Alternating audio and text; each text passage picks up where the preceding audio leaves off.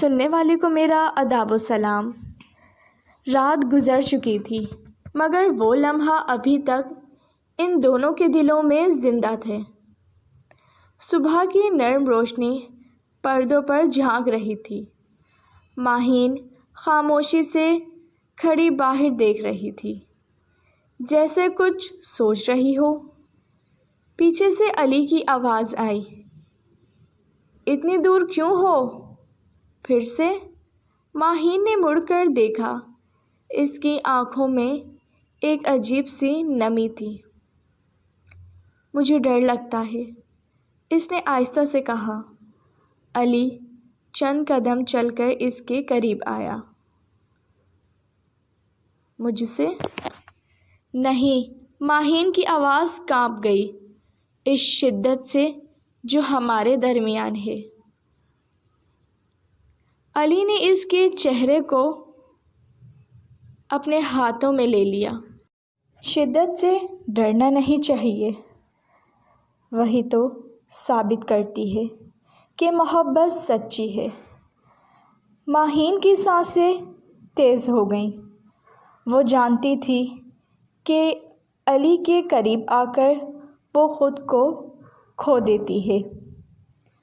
اگر کبھی آپ بدل گئے تو؟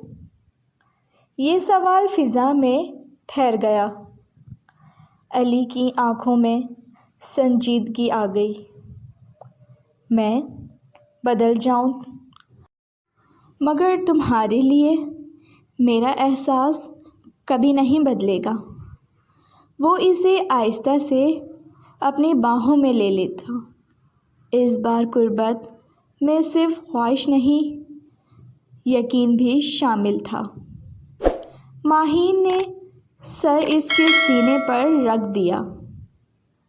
پتہ ہے، جب آپ قریب ہوتے ہیں تو سب ٹھیک لگنے لگتا ہے۔ علی مسکرایا، کیونکہ تم اب میری عادت بن چکی ہو۔ ہوا میں ایک خاموشی سا وعدہ گھل گیا۔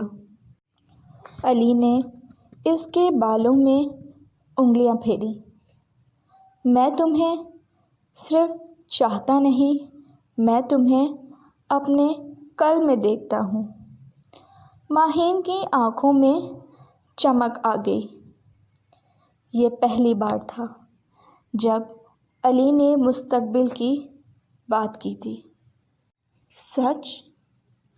علی نے پیشانی اس کی پیشانی سے ملا دی۔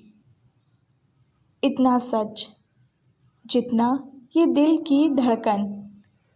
ماہین نے دھیرے سے اس کا ہاتھ تھام لیا۔